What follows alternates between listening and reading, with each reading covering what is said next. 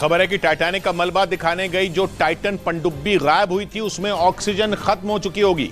Australia की एक news website ने इसका दावा किया और कहा कि जो पनडुब्बी पिछले 5 दिन से लापता है उसमें ऑक्सीजन नहीं बची होगी, जिसकी वजह से पनडुब्बी में सवार 5 अरबपतियों की जान मुश्किल में फंस गई, क्योंकि जैसे जैसे समय बीत रहा है उनकी जान पर खतरा बढ़ता जा रहा है।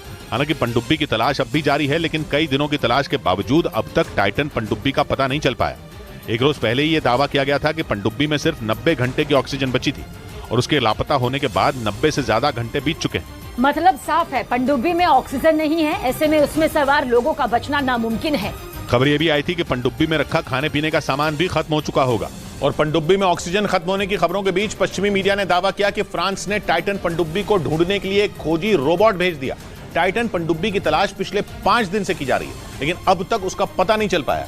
ऐसे में फ्रांस ने अपना एक खास रोबोट समुद्र में भेजा जो टाइटैनिक के मलबे से भी ज्यादा गहराई में जा सकता है। और इस रोबोट का नाम विक्टर 6000 है।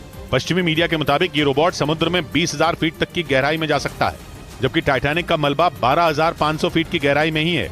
जिसका मतलब ये कि रोबोट टाइटैनिक के मलबे से भी ज्यादा गहराई में जाकर पनडुब्बी का पता लगा सकता है। बताया गया कि ये रोबोट किसी भी तरह की केबल काटने और पानी के अंदर फंसे हुए जहाज को छुड़वाने में सक्षम है, जो एक दिन पहले टाइटन पनडुब्बी की तलाश में जुट गया, लेकिन उस पनडुब्बी का कोई सुराग नहीं मिल पाया।